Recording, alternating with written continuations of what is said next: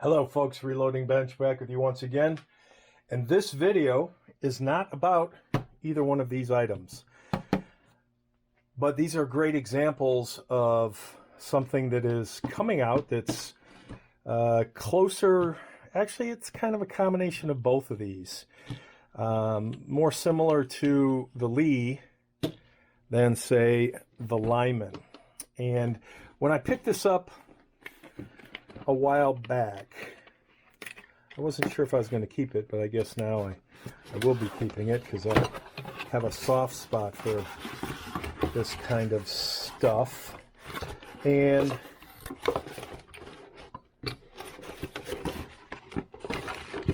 I don't even know if I took everything out to demonstrate it. I want to say I did. I'd have to go back and look through the video. But I'll move this off to the side. The reason I wanted to make this video is because I just learned of a new product. And I found the product interesting. So I like simplicity and I like value. And that is why I find extreme satisfaction, for me personally, in Lee Precision product. Now, there's people out there that don't like Lee. I get it. You would rather spend $500 on something like this than $30 on something like this. So Lee is known for what I would call economical, reasonably priced, value edition versions of reloading gear, whether that's a press accessories, what have you. And then there's other vendors, and I'll call Lyman. Lyman's been around for a long time. When I showed this, I liked the simplicity of, once you put your shell holder in and your priming rod, that's it. It's spring-loaded, and it's a cam. So it's just like the Lee in the sense that you feel when your primer is at the right depth. And for some people, that's okay.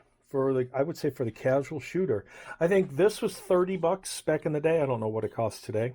And when I say back in the day, when they first came out with this, probably 10 plus years ago. And I like the fact that, it's an easy feed with the Lee priming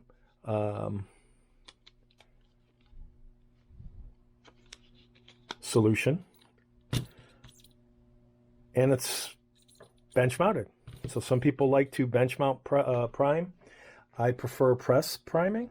I've got more than a few, you've seen them over the years, priming solutions. I'll probably end up buying more because I don't reload to save money. I reload to chase the never-ending journey of tool acquisition. That's probably the most honest thing I can say about my reloading journey.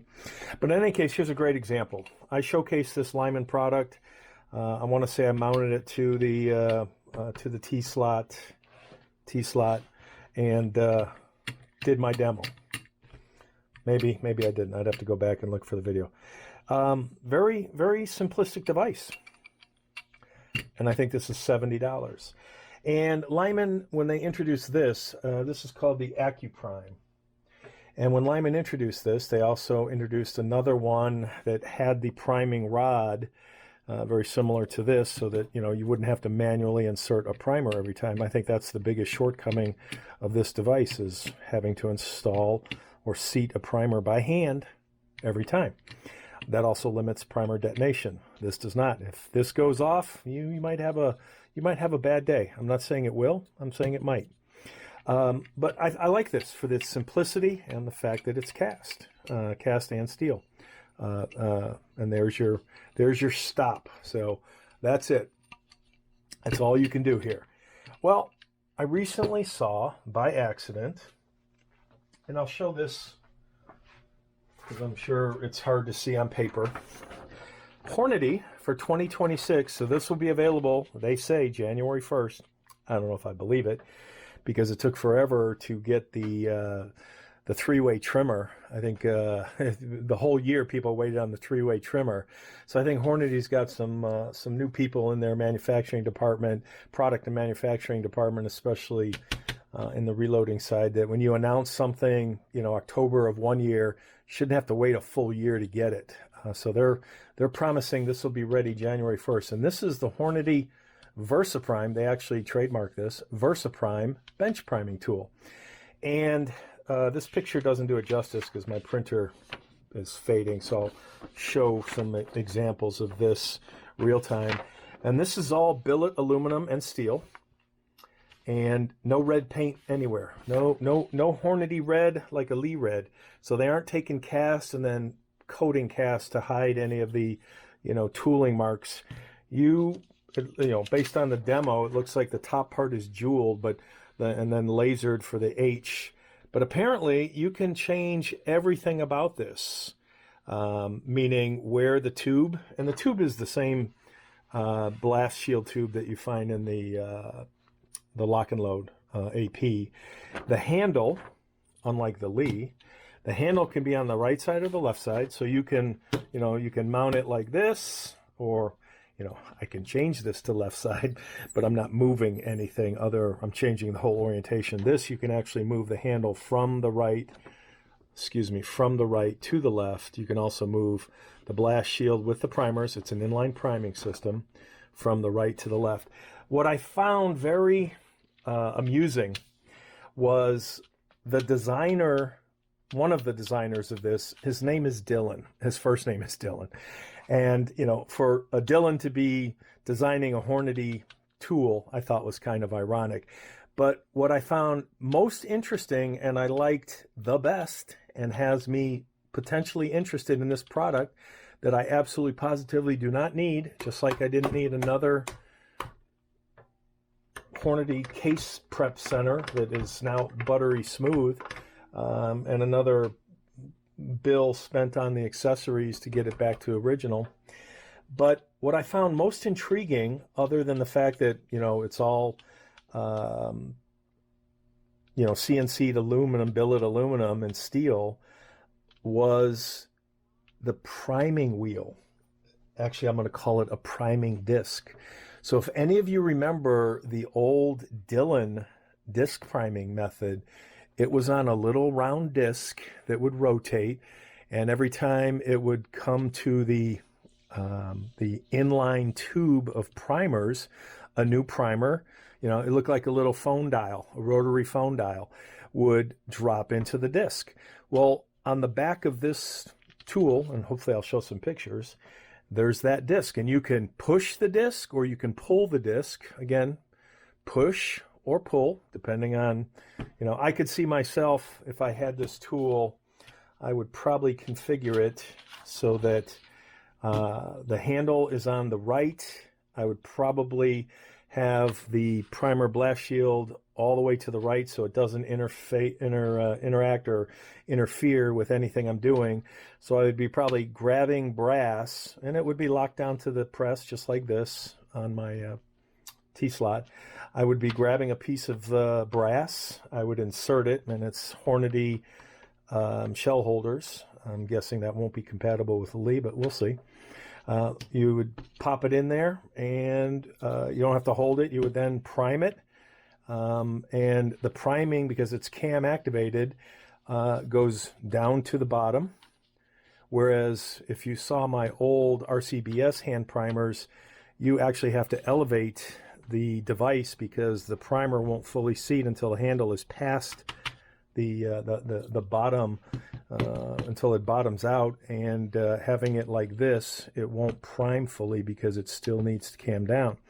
So I really like the idea of that wheel for a number of reasons. One, it separates. So when you look at the competitors on the market, the one competitor that's the closest to this, and I'm sure it's going to be in the news, just like the three-way trimmer was compared to the Henderson, this will be compared to the CPS.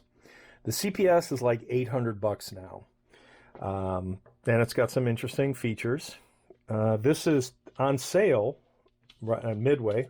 It's not available, but it's on sale. You can back order for $265, normally $325. So at $265 plus tax and shipping, It's a $300 primer. It's still 50% less than the CPS, and I think it does things, in my opinion, nicer than the CPS. I'm not a big fan of the plunge out and back every time you need to prime. I think the disc, the priming wheel, is a little more elegant solution, me personally. I like the fact that the vertical / inline prime feeding tube does not bounce back and forth like an RCBS. That, you know, RCBS, that blast shield full of primers is bouncing around every time you prime something, slapping around like a hockey puck stick, a hockey stick hitting a puck, and I'm just not a fan of that. My biggest complaint about that particular device is that priming tube just smacking around. The Forester coax system has, I think, a square vertical tube. It doesn't bounce back and forth, but they're all stacked in, and if there's a detonation, it's going to go all the way up the rod, and you could have a bad day. Yeah, just an if. And again, the CPS is very, very expensive, and I'm not a big fan of pulling the plunger out. I've seen people doing rubber bands on that thing. I'm like, you just bought a $800 priming tool, and you've got a rubber band on the primer plunger. So I liked what I saw here, and my first thought was, oh, I don't like it. It's going to be ridiculously expensive. It is expensive, all things considered. When, you know, something like this is $70, and something like this, it does almost the same thing as $30. But there's one more thing that makes it that much more appealing, other than, you know, completely reconfigurable, and that is a steel-on-steel hard stop that is adjustable. So if you have a, you know, for bench shooters, if you have a particular priming depth, this isn't the tool for you, unless you are amazing with just feeling the depth of primer. And some people like that, you know, oh, I prime by feel. Okay, great. Or I'm not a competition shooter or a bench press shooter. I don't need to worry about 0.03 of an inch depth from flush on my primers. Can't do that with this tool. Can't do that with this tool. You can't do it with the Forester. I don't recall if you can do it with the other Lyman. I think Lyman, the Lyman tool that has a vertical priming tube, which was a complete turnoff to me because most of it was plastic, whereas all of this is, you know, cast and steel. So I'm not a big fan of plastics. You know, having said that, and that's just part of the mix. Whereas this is all billet and steel. So this might be something to acquire just for the sake of cool factor. And there's no red paint, nowhere to be found. So it's all machined billet and steel, and it's got some interesting adjustment capabilities. So I don't know if I want to part with $300 for something like that. This was $70, this was $30. So between the two of these, that's 1/3 of what this costs. So we'll see where it goes. I like to see new tool introductions, and I think they also announced the new press, single stage press, the Pro, the Classic Pro, I think, something like that. You know, I have no interest in that. I have more than enough presses already. But I also have more than enough means of priming cases. So we'll see where that goes. I just thought it was interesting. Again, I'll show more pictures of better detail, and I kind of liked what I saw. It was very interesting. So we'll see where that takes us. Later.